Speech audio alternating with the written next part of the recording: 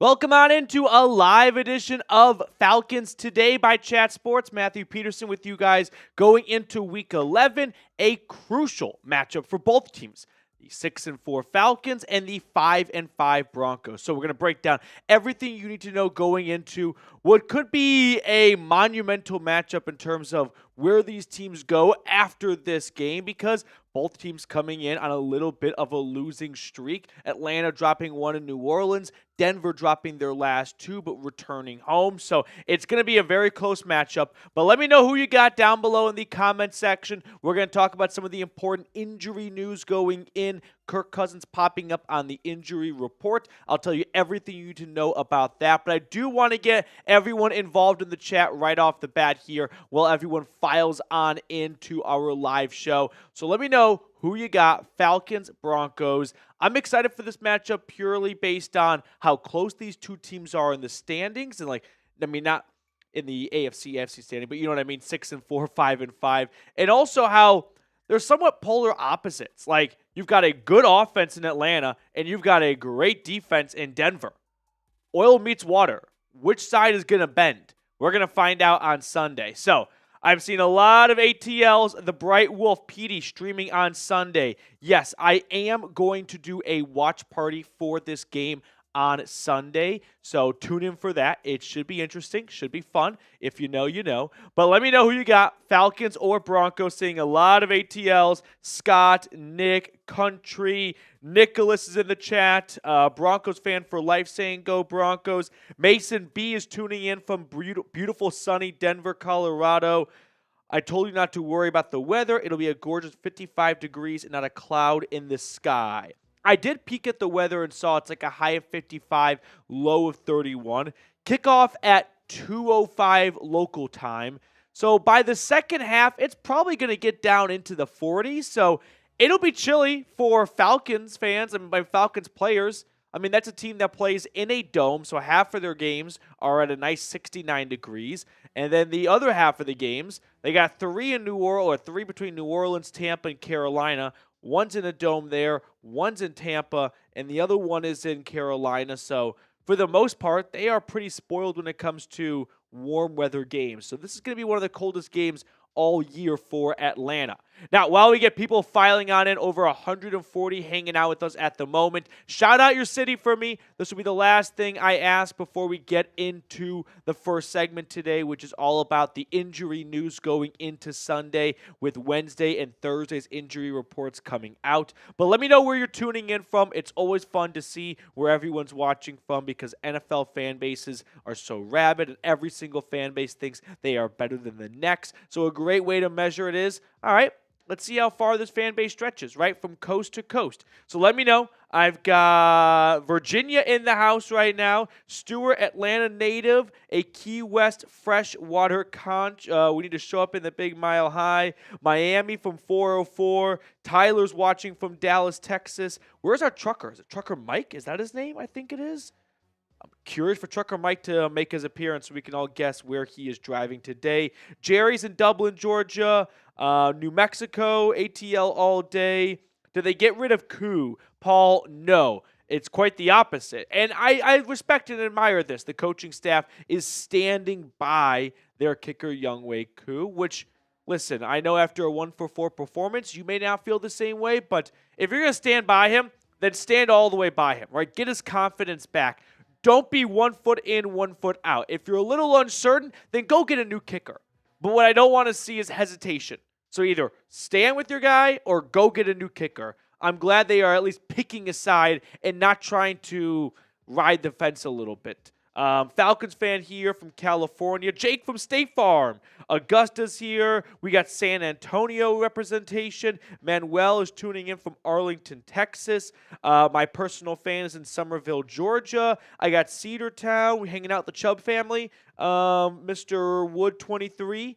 But coming up on today's show, the latest news and rumors, especially around Kirk Cousins and Michael Penix going into Sunday's matchup from the Mile High City. Then a full preview for Week 11. And at the end, we're going to do a mailbag. So if you have any questions at all, use hashtag Falcons or Super Chat. If you Super Chat, we guarantee your question gets on screen for everyone watching to see. So this is what we have on tap for everyone today. I do want to show some love to the Dirty Birds Club, though. If you are a longtime viewer of the channel and you want to support us in more ways than one, Super Chat $100 if you are able to, and we'll add you to the club to get shout-outs for the entire season. If you're unable to Super Chat, not an issue whatsoever. All I ask is you like the video, because that's completely free, and it really does help the channel grow. So, with that being said, we can get this show on the road as Jeebus gets a $5 Super Chat in. We're going to get Jeebus' Super Chat on screen. We got Reed's #1 fan in the chat right now, Jake from State Farm. Are you a State Farm guy? He's giving you a shout-out. Oh. He just put a big smile on Reed's face. I can see Reed's tail wagging right now. It's knocking everything over. Okay. Bright Wolf, we're still not at 30K. Unfortunately, what usually happens if you guys are interested in the analytics side of the channel is like during watch parties, we can gain a bunch of subscribers, but I'm trying to think of an analogy. It's almost like empty calories. Just because once the watch party is over, some people go like, all right, I only subscribed for the watch party. Peace out. So, it can fluctuate a lot. I'm a yo-yo, right? The weight goes up and down. Who's seen the episode of Curb Your Enthusiasm? Jeebus, I'll be at the game taking my Broncos fan dad, my first game too. Jeebus, enjoy the game. The Broncos ownership is the best, I would say, in the NFL. I mean, 3 straight years where mid-season they have brought in brand new turf just for funsies. The first year of ownership, they did this, cost them $500,000. Reed, do you want to guess how many games were played on that brand new Kentucky grass field for $500,000 in the first year of the Broncos ownership group? They played 1 game. They brought in brand new turf for the last game of the season.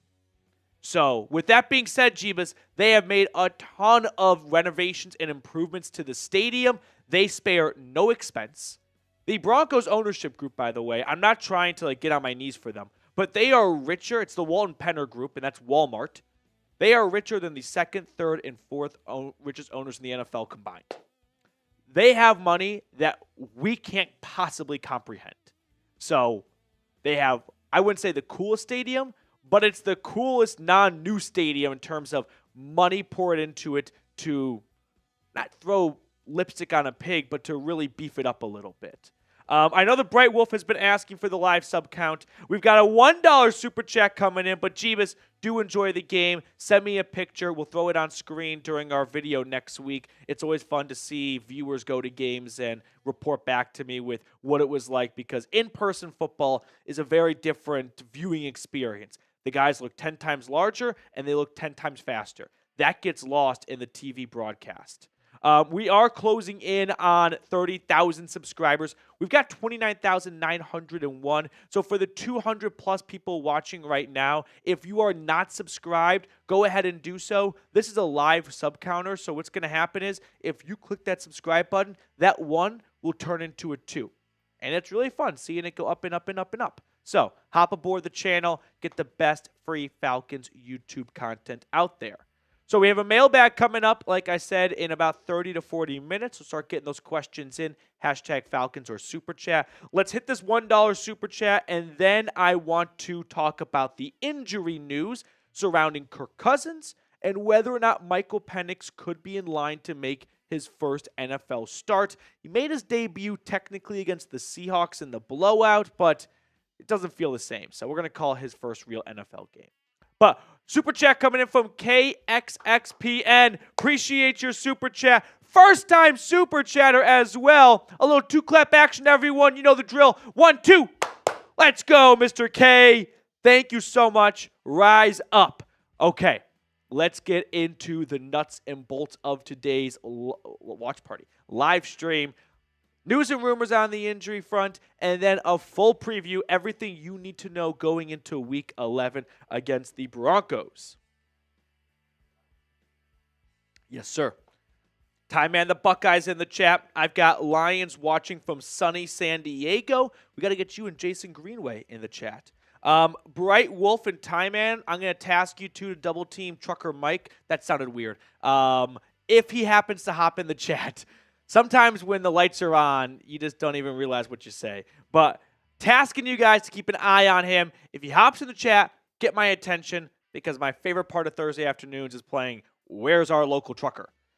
Okay, don't double team him, though. That sounded weird. That's going to get clipped.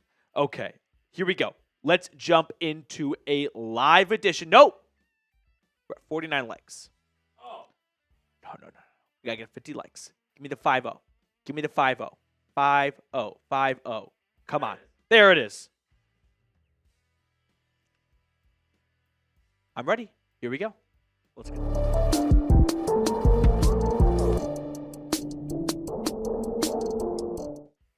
Could Michael Penix be in line to make his first NFL start this Sunday in Denver?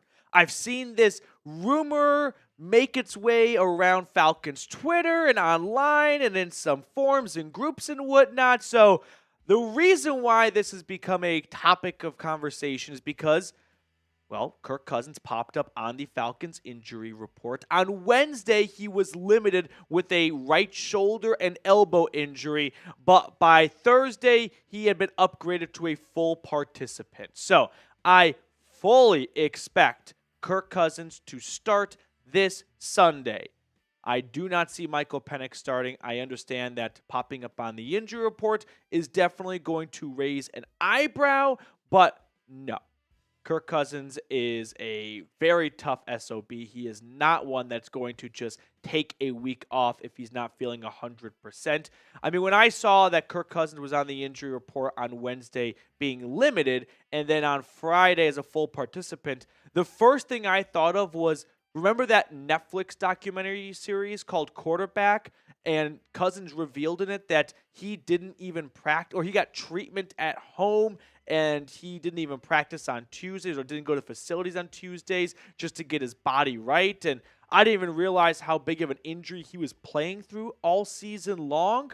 That to me gave me a good, a good vantage point, I guess I'm looking for, the word I'm trying to say here, into what these NFL quarterbacks go through every single season, and that they're always battling some type of injury. So I don't look at Kirk Cousins being limited on Wednesday as a major red flag for his availability on Sunday. He was upgraded to full, like I said, by Thursday. So I fully expect Kirk Cousins to start. I do not think we are going to see Michael Penix unless an injury were to happen mid-game or it's a blowout and Penix comes in like he did back in the Seattle Seahawks game.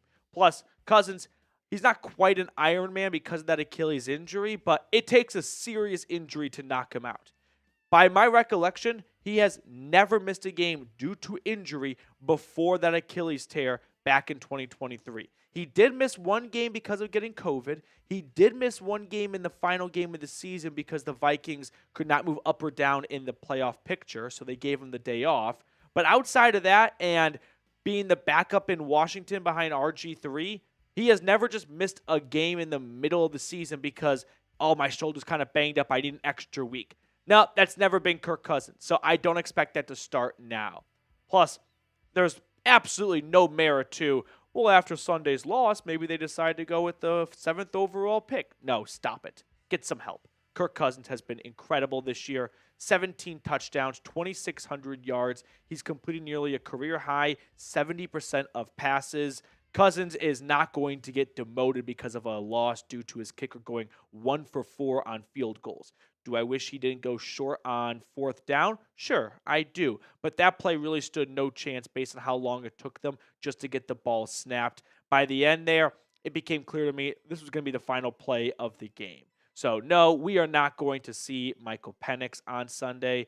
The 7th overall pick out of Washington has been the backup all season long. Like I said earlier, he played in one game, week 7, made one pass. And in the preseason, we only got to see him the one time as well.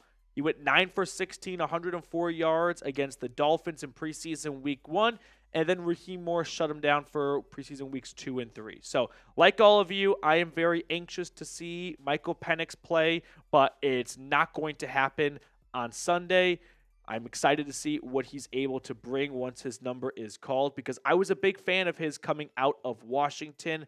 My pre-draft quarterback rankings were Caleb Williams, Jaden Daniels, Drake May, Michael Penix, Bo Nix, and J.J. McCarthy in that order. Maybe McCarthy and Nix were flipped. I don't remember, but I always had Penix ahead of Nix and McCarthy because it was kind of like two different tiers: Williams, Daniels, and May, and then Penix, JJ, and Nix, and you can rearrange those last three however you'd like to see. But this is not the time to get curious. Like, even if Kirk Cousins isn't 100%, you don't start Penix because you're curious if maybe he can look like that first round pick. Like, this is not the time to be experimental at the quarterback position, so that should not factor in whatsoever. This is a team that is cruising for the playoffs. You do not switch things up at the quarterback position because, well, it's kind of an easy excuse. Kirk Cousins is a little injured, so why not see what we have in Penix? I'm going to squash that idea right now. No chance whatsoever. So predict the score for me, though, between the Falcons and the Broncos. This is going to be a very close matchup. You've got a high-powered offense in Atlanta going up against a very stout defense in Denver. Games in Denver as well, so it's going to swing a little bit more towards the Broncos. But let me know in the comment section who you got and by how much. Next up on the show, I want to talk about another storyline to keep an eye on, and that is Justin Simmons. The Falcons safety is going to be making his return to the Mile High City. He was a draft pick by the Broncos out of Boston College, played his entire career in Denver, a team captain, a Pro Bowler, an All-Pro player, up until this past season when he went over to Atlanta in free agency after getting cut by the Broncos as a cap casualty due to moving on from Russell Wilson and having a huge dead cap hit as a result and needing to get the books in order. So, unfortunately, a safety is a bit of a luxury, and especially a highly paid one as well. Now, before we talk more about Justin Simmons and some other news and rumor storylines out there going into Sunday's matchup, I do want to give a quick shout out to our sponsor today, and that is Prize Picks. Prize Picks is super simple to use. All you've got to do is pick more or less on at least two players for a shot to win up to 100 times your cash. Run your game all season long on Prize Picks. You see, Prize Picks puts their members first, so all withdrawals are fast, safe, and secure. When my picks hit, I can get my money in as quick as 15 minutes. Plus, Prize Picks does some really fun things throughout the week. They do Taco Tuesday. It just lowers the stat projection for you. But these are the selections I'm rolling with on Sunday. So if you want to hop aboard, feel free to download the Prize Picks app today and use code CLNS to get $50 instantly after you play your first $5 lineup. All of that information is in the comments and description of today's video. Download the app today and use code CLNS to get $50 instantly after you play your first $5 lineup. Prize Picks. Run your game. So it's going to be an emotional day for Simmons as he comes back to the Mile High City, which, like I said before, he has a long history in. This year, though, for Atlanta, just one interception coming against Kansas City back on that Sunday night matchup in September. So he hasn't quite brought the boom in terms of takeaways, but he still has been a very good safety for this team, even if it's not popping up in the takeaway department. But Simmons will be ball hawking and, staring down the rookie quarterback Bo Nix, who early in the year wasn't getting a lot of attention. Now he deserves a lot of attention. Look at the numbers he's put up from week 5 to week 10. 1,300 yards, 9 touchdowns, 2 interceptions, completing 6% better than the first 4 weeks. Bo Nix was just named NFL Rookie of the Week after his 2-touchdown performance at Kansas City. So this is not going to be a stroll in the park. Like, rookie quarterbacks, you want to play early in the season because they're still getting the swing of things. Now Nix, still his rookie year, but by week 11, he's got a much better feel for the speed of the NFL game than he did back in September. The only job I'm going to put out there for the Falcons this week is uncomfortable. I don't think this game has to be won by Jesse Bates or Bo Nix. Jesse Bates or Justin Simmons. Bo Nix has done a very good job of protecting the football. But I'm going to challenge the weakest link of this Falcons defense, and that is their pass rush. So far this year, Atlanta is averaging 10.4 pressures per game. What I'm asking for the Falcons defense to accomplish if they want to be successful is pressure the quarterback. I mean, rookie quarterbacks do not fare well when they are under duress. I went back and I counted it all up. When rookie quarterbacks since 2014 are pressured 0 to 8 times, they have a 51% win percentage. Pressured 10 to 12 times, and it drops all the way down to 22%. Pressured 13 to 15 times, we're down to 11. So, it's no secret that the more you pressure the quarterback, the better chance you have of being successful, but it is exponentially better when you are going up against a rookie. So, Matthew Judon, Arnold Ebiketie, Grady Jarrett, Caden Ellis. These are the Falcons' top 4 pass rushers. If Atlanta wants to win on Sunday, I don't think it's going to be because Justin Simmons and Jesse Bates terrorize the rookie. Now, my guess is Sean Payton is well aware of Bates and Simmons and is not going to put Nix in a spot where he has to beat those two safeties. But if the Falcons can't get pressure on Nix, which the Broncos' offensive line is a top 5 unit this year, it could be a long day for the Falcons defense like much of the season. They've played 10 games so far this year, and 4 times they have come up empty in the sack department, including last week. Want to beat a rookie, make him uncomfortable. Before we get on out of here, I just want to say thank you to everyone that has subscribed to the channel. But if you haven't yet, consider doing so. We're so close to reaching 30,000 subscribers. It's an incredible milestone in the YouTube world. So do me a favor. If you could subscribe, please go ahead and do so. I would really appreciate it. And make sure to also like the video, because if you're already subscribed, you can always hit that thumbs up button, and that does help grow the channel immensely. Jose Santana with a $10 super chat. Let's go, Jose. Never quit what you're doing, Petey. I got really annoyed at everyone wanting Koo out because he had a bad game. They don't remember the 3 clutch games earlier in the year when he came through. You got to bring in the good with the bad when it comes to kickers, right? I understand the Saints game is extremely frustrating because he single-handedly kind of cost them the game. Lose by 3 and you have 3 missed kicks. You can easily point to that right there. But he also beat the Saints the first time they met up, and he made overtime possible against the Buccaneers. So there are some frustrating moments, but there are some good moments. Unfortunately, right now, the frustrating is outweighing the positive ones. I will say, not just in defense of Koo, but something to note. I saw this stat, and I'm pretty sure it's correct, but someone can tell me if I'm wrong. I don't think an opposing kicker has missed a field goal this year against Atlanta. Like, kicker luck is a real thing. Do you happen to play a team that has a cold kicker? Or do you happen to only play teams that never miss? So that's a little bit unfortunate for the Falcons just based on things that are not really in the control of anyone but one individual, the kicker. Jose, thank you so much for your super chat, though. Rise up. We got Trey1222. Petey got your shout out in the last video. Are we looking at a heavy pass or run day this Sunday? Trey, I didn't mean to put you on the spotlight, but as I was going through the names, I was like, I haven't seen Trey in the comment section for a while, unless I just missed you. So I did miss you. I'm glad you're back. Are we looking at Are we looking at a heavy pass or run day this Sunday? Broncos defense is good. I would suspect that between the pass defense and the run defense for Denver, they're probably going to avoid the one that has Patrick Surtain in its ranks. So probably a heavier run day going. They're both good, but one's much better because Patrick Surtain is the best cornerback in football. So let's not test him too much. That would be my inclination, especially with the way Robinson ran against the Saints. You've got him heating up, getting better and better over the last couple of weeks, and you got Pat Surtain guarding Drake London.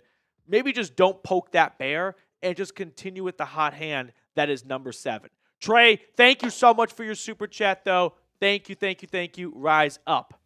All right, we have our mailbag coming up in a little bit, so if you have any questions at all, use hashtag Falcons or Super Chat. If you Super Chat, you just saw, you'll get on screen for everyone watching to see. If you're unable to Super Chat, but you still have a question, not an issue, just use hashtag Falcons somewhere in your question. Put it in the live chat, and we'll throw it on screen for everyone watching to see. PD, we are 2 likes away from 100. You are right. Well, we got to get there right now. That's crazy. Yeah. Aiden's getting a question, and Champy is, hey, any sightings on Trucker Mike? If I don't get Trucker Mike today, I'm going to have a bitch fit. This is kind of like, you know what's become for me? It's as close as we can really get back to television with new shows or new episodes coming out every week. Like, that era is pretty much gone.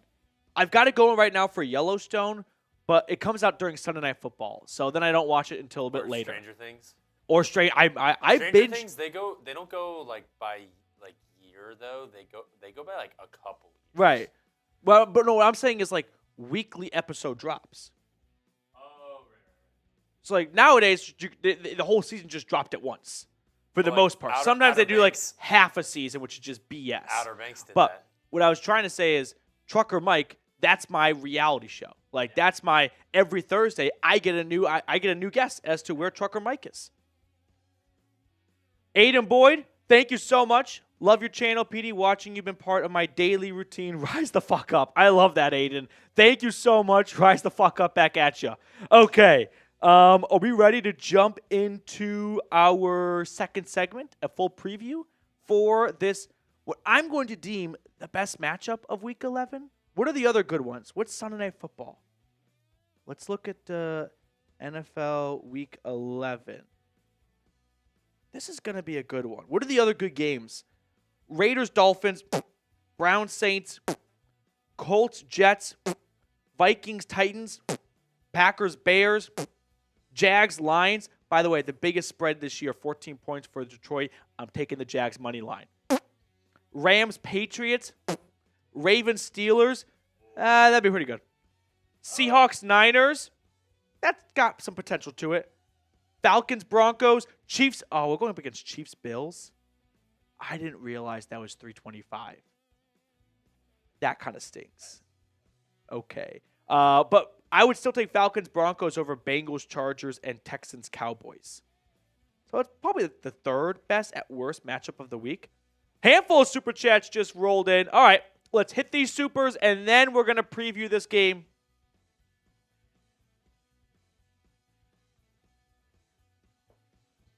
Jeebus, the Broncos always build a team that runs the ball and has a killer pass rush. Our running game will decide this matchup. That is true. I mean, they've had some great running backs in Denver. Not the case this year, though. They more or less benched their starting running back during the Chiefs game in Week 10 and went with a fifth-round pick out of Notre Dame for this past draft, Audric Estime, to be their ball carrier, to take the lion's share of carries. So this year they do not have a dynamic rushing attack, but they do have a very good pass rush of people that you probably haven't heard of. Like, even your above-average NFL fan probably can't rattle off Jonathan Cooper and Nick Bonito as the two leading pass rushers for Denver. So they don't have, like, Von Miller, but they've got a good crew. It's a good committee pass rush in Denver. Jeebus, thank you so much. Running game could definitely be a big deciding matchup. Trey, what's going on?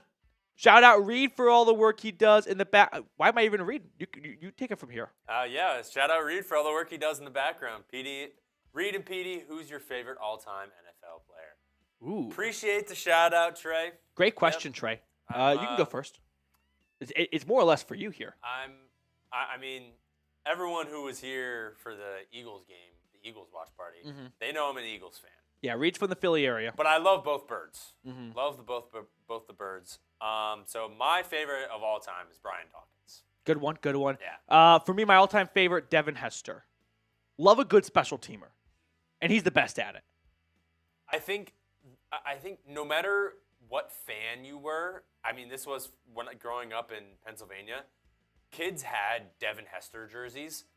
but they weren't fans of the Bears. Yeah. They just had the jersey because he was so fun to watch. Like my generation, if you threw ready, right?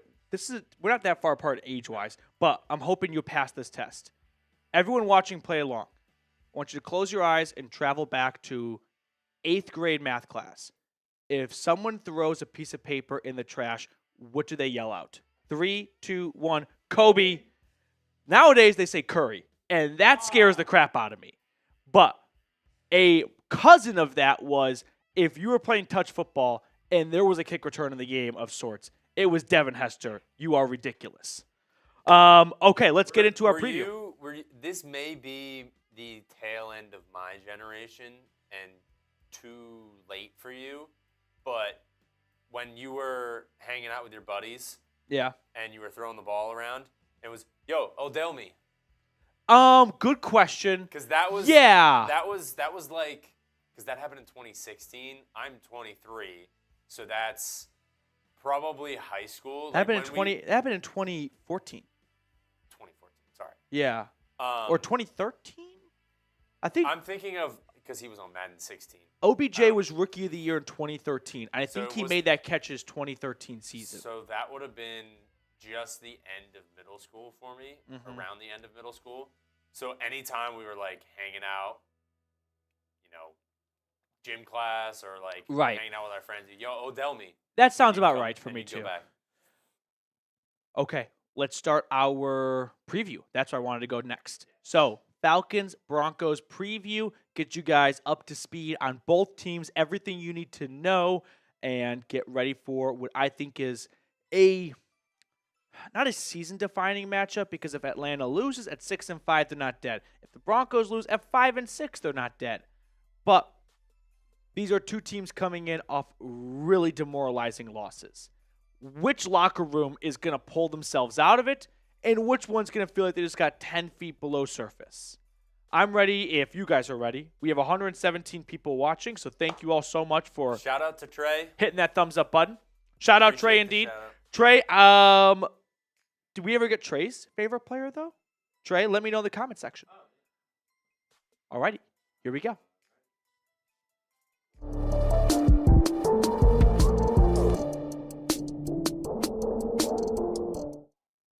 This is a big matchup in my eyes. You've got two teams that are licking their wounds from extremely demoralizing losses in Week 10. And I don't think it's a win-or-go-home situation. If Atlanta loses at 6-5, they're probably still in a good spot to win the division. If Denver loses at 5-6, they are still very much alive for a wild card spot. But whichever team does lose this game is going to feel like they are 10 feet below surface after losing the way they lost the previous week, whether it's 3 missed field goals or a blocked field goal, and then following that up with either a second or a third straight loss. So let's get into this preview, starting off with the injury side of things. These are the injury reports from Thursday. Much longer list for the Falcons. A couple of guys, though, back to full participation, like Lorenzo Carter, who was on IR for the last 4 weeks and comes at a good time with a couple of other injuries. Atlanta's defensive line sustained. Kirk Cousins, though, full participant. I 100% fully believe that he will play. So no, we are not going to see Michael Penix on Sunday. I fully expect Kirk Cousins to be ready to roll by Sunday. Drew Dahlman also coming back. That's very helpful with an ankle injury, full participant, or getting back to 100%, kind of wrapping up after spending some time on injured reserve.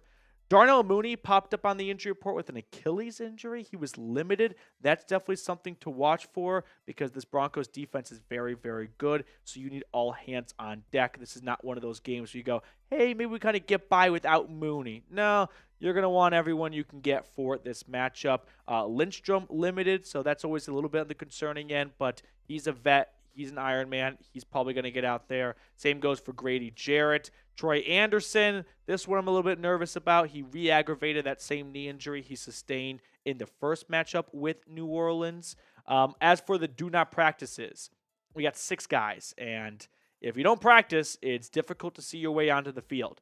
D. Alford with a hamstring injury. If he can't go, it'll likely be Clark Phillips filling in. Mike Hughes was limited and then turned into do not practice or did not practice on Thursday. So that's going to be something to watch for, along with Antonio Hamilton. So you've got your 2 starting corners and the backup all not practicing.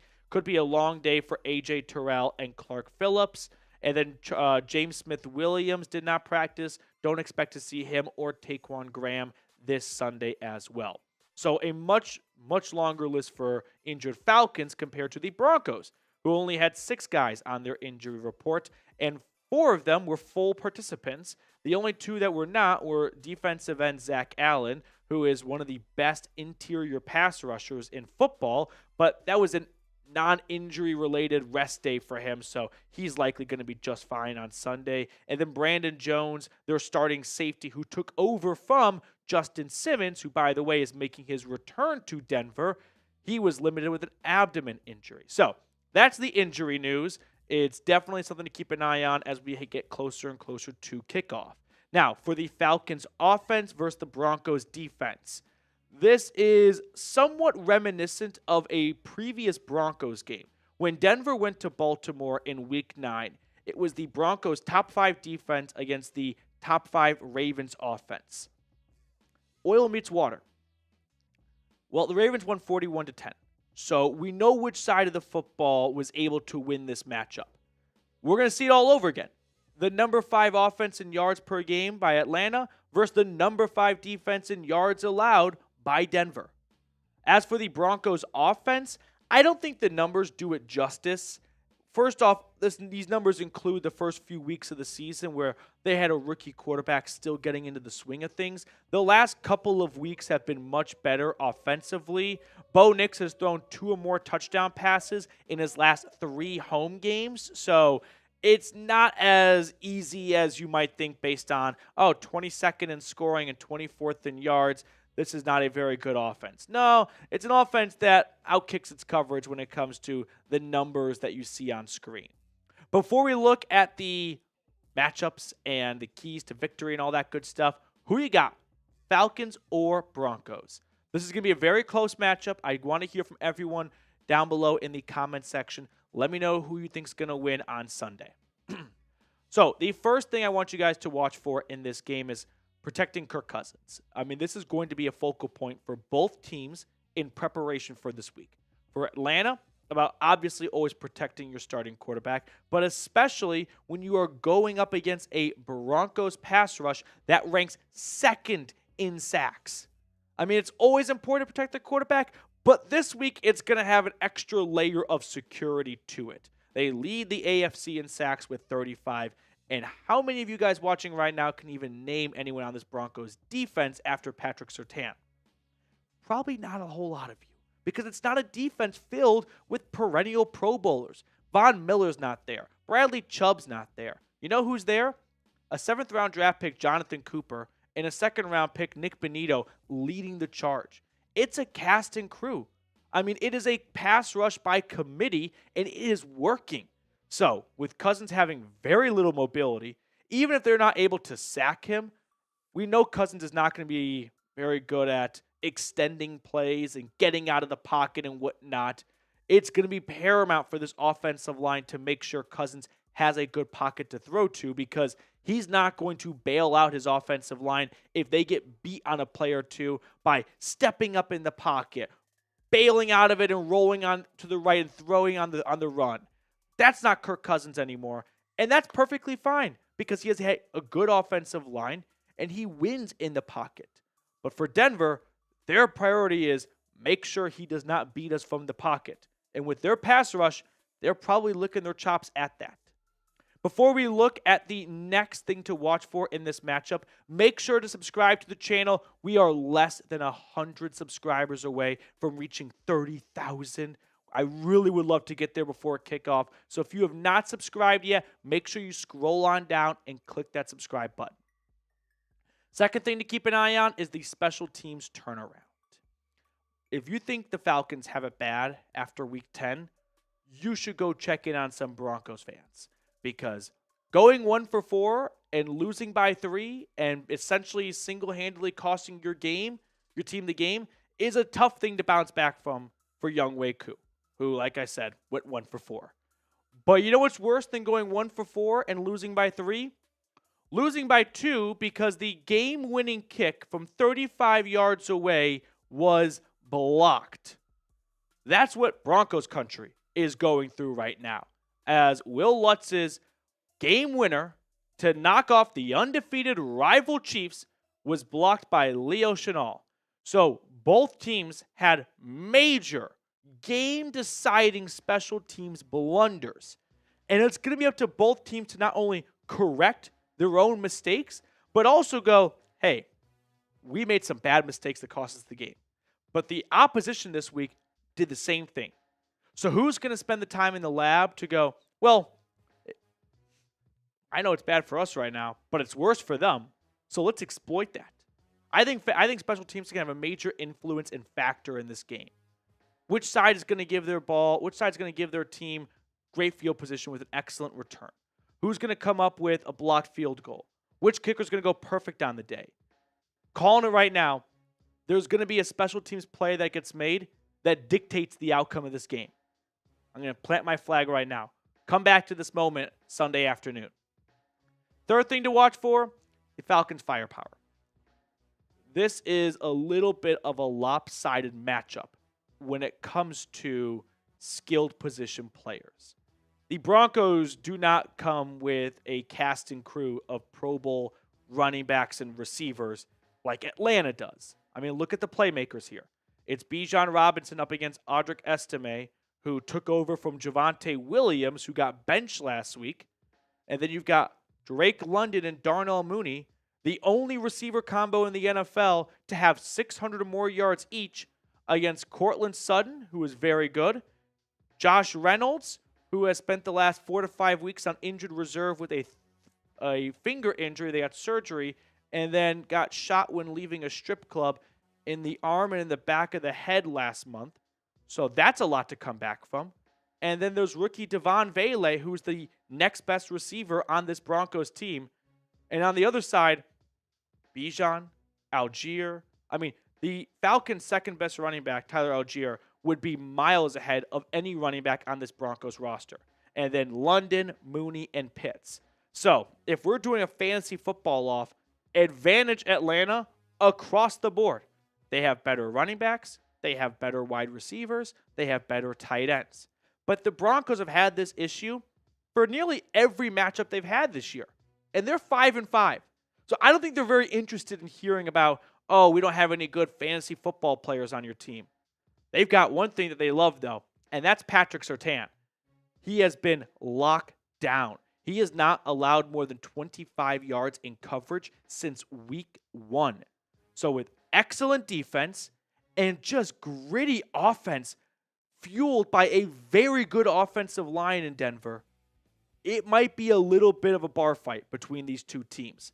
You've got high-powered speed in Atlanta, and you've got stout, grueling defense in Denver. These two sides are going to clash, and one's going to come out ahead. Who's going to score the first touchdown in this game?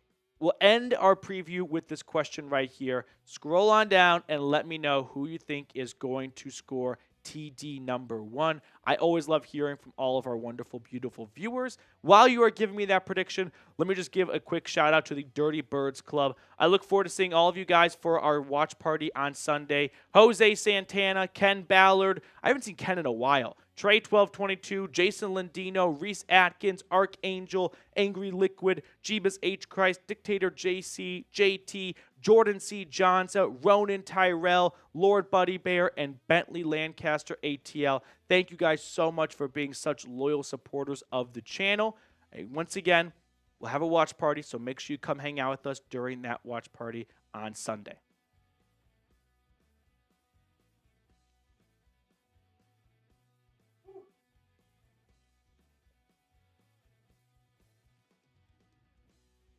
Surtain versus Drake London or Surtain versus Mooney? Surtain is not completely and utterly shadow receivers. The reason being is if you have your corner shadow a wide receiver, well, when the wide receiver moves around the field and the corner follows, it can kind of tip the hand as to whether the defense is playing man or zone. Whereas if you always have your best corner on the right side, which is usually where righty quarterbacks want to throw to, you don't know based on the corner being on the right side if he's there because he's in man coverage on your number one receiver or if he's in zone. So it's never quite simplistic enough to go, oh, shadow this guy from start to finish. Next up on the channel, we are going to have a mailbag, so get those other questions in right now. Use hashtag Falcons or Super Chat. If you Super Chat, we'll throw it on screen for everyone watching to see. Appreciate everyone for hanging out with us this long. Still no trucker. My God. Damn. I don't think we're going to get him. I'm disappointed. I'm going to give him hell next week. I would have guessed Louisiana. I would have gone with Tennessee. Yeah. We get a little I-40 action. But I like the Louisiana guess. You know, just I-10 cut across the bottom. There it is. Dat One Falcons fans getting a question in. I love Dat One Falcons fan, I think, is the only one that uses the capitalization. I like that. The all caps. And then brings it back down. He's usually the only one that I see in the software that has the hashtag all caps Falcons. Are we ready to start our mailbag? All right, Reed's going to get the first question on deck. Lav S, though, scared of Denver's defense plus Kirk's injuries. Yeah, I don't think anyone should be, like sometimes I am, overly, not just confident, but cocky about this matchup. It's going to be a close game, I think. I'm excited from like a football standpoint. It's going to be a good game. Jason Greenway, PD, you like the dark Tennessee unis? I don't actually. I am a Tennessee fan, but I'm not going to stand by every decision of theirs. I don't like the Tennessee black uniforms. It looks too Halloween-y. Just not a big fan. I am excited, and this one I'm not being cocky about. I'm being confident for Saturday. It's going to be a great game between the hedges. And I know that of the 233 people watching right now, probably about 200 of you are going for the dogs. Go Vols, baby. All right, let's get into our mailbag.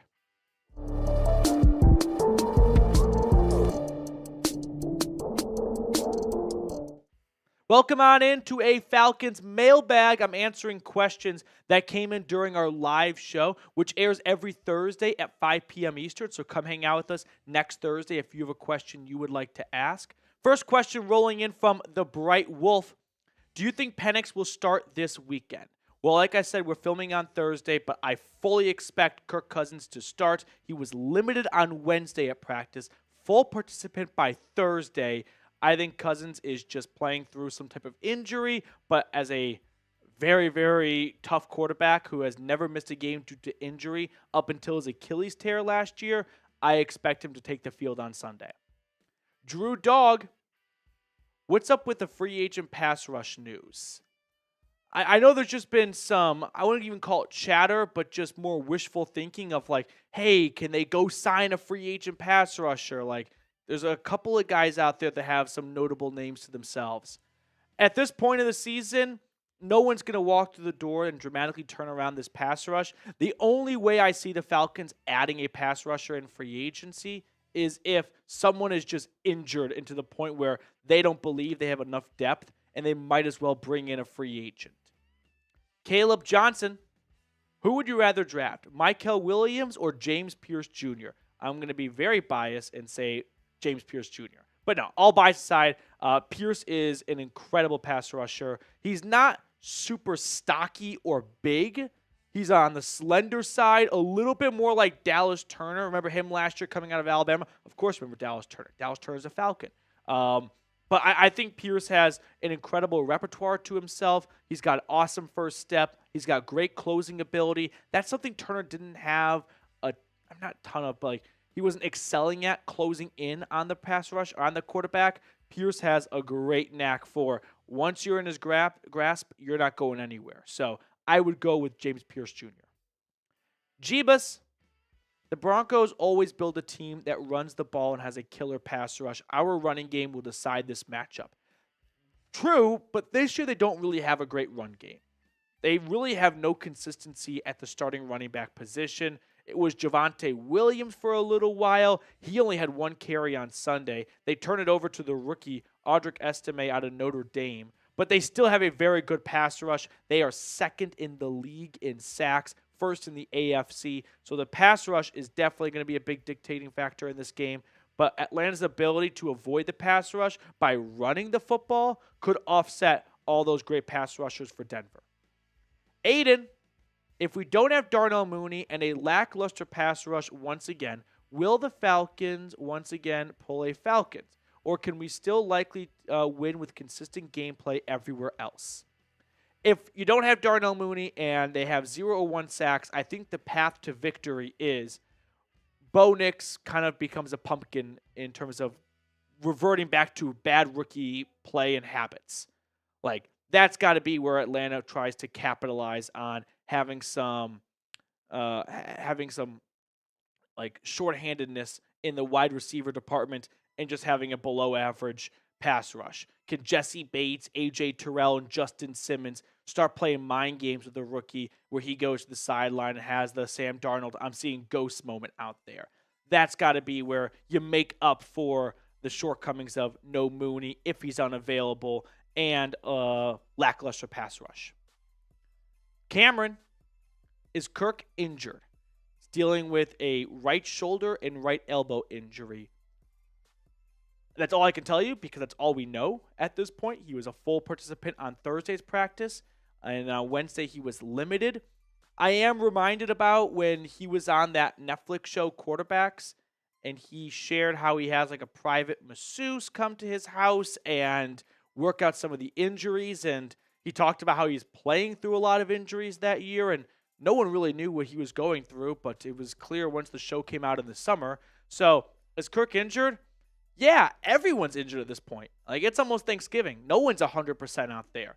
Some guys are a little bit more banged up than the others, but I expect Kirk Cousins to be ready to roll by Sunday.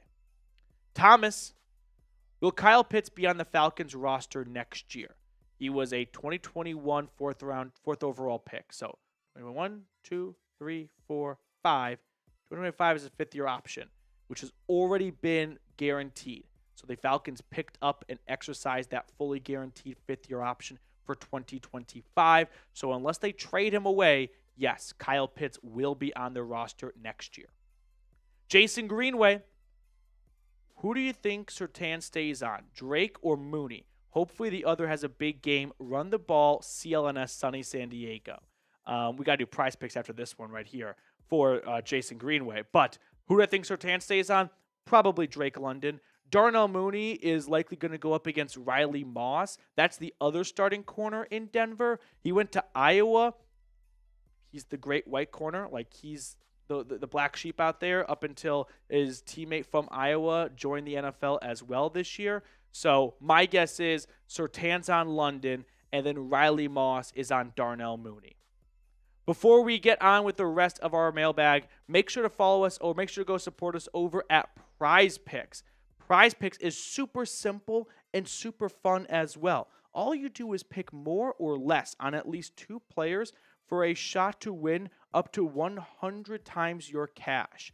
Now, my fiance is not a big sports fan, but an easy way to get her to be locked in for a neutral game is to play Prize Picks together, load up a couple of more or less projections, and then all of a sudden for the next 4 quarters or 2 halves, she is locked in. So if you have the same issue, give Prize Picks a shot. It could pay for your next date night. Download the app today and use code CLNS to get $50 instantly after you play your first $5 lineup. All of that information is in the comments and description of today's video. Download the app today and use code CLNS to get $50 instantly after you play your first $5 lineup. Prize Picks, run your game. Next question coming in from Dart Highest.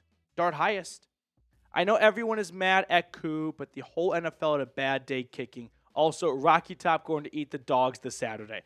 I have a new favorite viewer. Go Vols. You're actually right about the whole NFL being a rough day kicking. And what's weird is all the kickers were kicking lights out to start the year. Like, we really thought, wow, the kicking position has taken over the game. People were suggesting narrowing the goalpost a little bit. And look where we are now, and kickers are crashing down to earth. But still, I think Koo will bounce back. It's the first time in his career he's missed 3 field goals in a single game. But if you watch the preseason games, you would remember that also happened in the Ravens game this year. So it's not completely out of nowhere. He's been down even before the Saints game this year compared to previous years in Atlanta. But for kickers, it's all mental. And I'm going to put faith in Younghoe Koo to figure it out because I don't really think there's a better alternative. Like, for example, take the Lions for a second here. Remember last year in the playoffs at San Francisco, they are faced with a pivotal decision, go for it on 4th down or kick a field goal, and they decided to go for it, and everyone ridiculed Dan Campbell for not kicking the field goal. Well, what wasn't mentioned was Dan Campbell's kicker was his second kicker of the year because the first one sucked and the second one wasn't much better. So he figured, well, it's not a guarantee my bad backup kicker even makes this. You don't want to find yourself in that position in the playoffs. So I'm willing to stick with Younghoe Koo. Dat one Falcons fan, what will it take for the Falcons to bring the quarterback down? I'm tired of lacking a pass rush. We might be the first team in NFL history to have single-digit sacks the entire season. They're at 9 right now, so as long as they get one more, they're not going to be in the absolute cellar of NFL history. What's it going to take?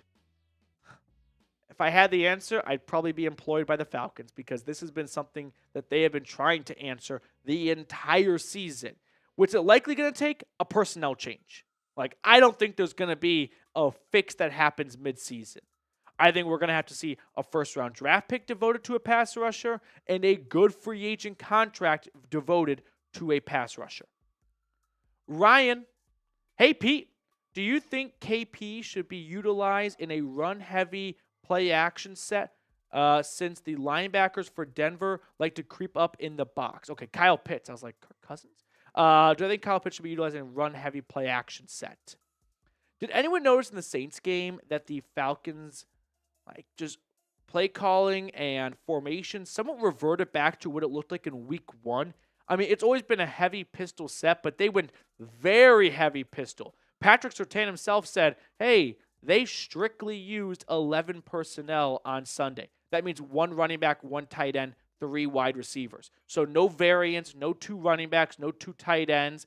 And as a defense, it can become a little bit predictable, but it's just a little bit of mano-a-mano, our 11 versus your best 11, and we're going to beat you at your own game. So do I think they should use Kyle Pitts in a run-heavy play-action set? I'd like to see more play-action. So, yeah, I do think so. As for the Broncos linebackers creeping up in the box, they are missing for the rest of the season their number 1 linebacker, Alex Singleton. But he's been gone since week 4, week 5 of the year. But the next man up mentality has worked well in Denver.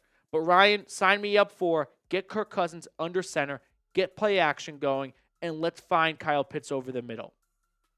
Vincent, it's about time we gave Brandon Dorlus a shot. I believe he's the stud that can be a future Pro Bowler. Vincent, if this happens, I'm going to credit you. You're first to it. I'm not quite drinking all this whiskey that you're having, but I like the mantra and I love the mentality because we are going to see Brandon Dorlus. James Smith-Williams did not practice. We also have Taquan Graham dealing with an injury. And Raheem Morris opened up the week by saying, yeah, we're probably going to see Brandon Dorlus, who has been a healthy scratch this entire season, for the first time on Sunday. They need some type of injection on this defensive line, and maybe just someone new up there is going to bring that. So fingers crossed, Vincent, you are going to speak this into existence, and this will be the prophecy for the Atlanta Falcons pass rush. Next question from Destroya. One day we'll have a top 5 sacking defense, and the offense will be bottom 5. Why would you say that? Why would you say that? That's just hurtful. Why would you put that out there? But probably, now that you said it. Now I'm starting to picture it. They're going to use that first-round draft pick on an edge rusher. You know, the person who asked a question 2 questions ago about pass rushing or something. Use your first-round pick on an edge rusher. Sign Khalil Mack. He's going to be a free agent. Give him like a 2-year contract. pair Mac and a rookie, that could be a fun 1-2 punch right there. All right, who you got, though, in this big Week 11 showdown from the Mile High City? Falcons or Broncos? It's going to be a very close game. These two teams coming with near identical records. The offense of Atlanta against the defense of Denver. Who you got? I want to hear from you in the comment section.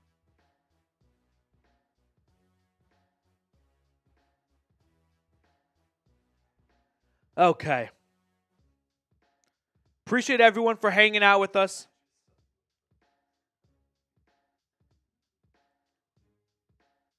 Man, what are you talking about? Rocky Top, no way. Go Vols. Proud 2020 alum of the University of Tennessee. Petey, who do I have for Thursday Night Football?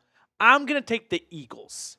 I think the Eagles are starting to get back on track of being a legit NFC contender, whereas last year they could not have gone out in a worse way, losing 5 out of their last 6 games, 6 out of their last 7, early playoff exit. Starting off this year, it also looked like they were picking up where they left off, but they're getting healthy. They're getting guys back. I think the Eagles are going to start to not run away with the NFC East, but climb on top or separate themselves a little bit from the Commanders in the division. Petey, I have a good question for you. Yeah. What do you think the NFC playoff picture is right now? What's it going to be when the season's over? Yeah. Well, let's throw the current one up right now so you guys can have at least a reference point. But we can check out what it is right now, and then I'll say what I think it's going to be come Week 18's finale. When do I see the Chiefs getting their first loss? This Sunday in Buffalo. The Bills have had some success against Kansas City in the regular season. It's the postseason, the more important one, they have not had success in. So here's the current NFC playoff picture. All right. If we get a super chat, we'll keep the live show going. Otherwise, we'll end with right here. I think the Lions are going to get the 1 seed. I think the 2 seed is going to go to the Eagles. I think the 3 seed is going to go to the... This is where it gets dicey. I'm going to take the Falcons. Falcons hold on to the 3 seed. 4 seed, I'm going to take the 49ers. I think with McCaffrey back, they're about to rattle off a bunch of wins. 5 seed, I'm going to go with the... I've got teams in mind. I just got to get them in the right order. 5 seed, I will say the Cardinals. 6 seed, I'll say the Packers. 7 seed, I'll say the Commanders. So that gives us a first-round matchup of Commanders versus Eagles, Packers at Falcons, and Cardinals at 49ers, with the Lions getting the bye. That'll be my prediction for the NFC when the season is over. All right, that will do it for us on our live show today. Thank you guys so much for tuning in. I always appreciate seeing the same names and faces in the chat. I'll see everyone on Sunday for a watch party of this game, so come hang out with us if you'd like to.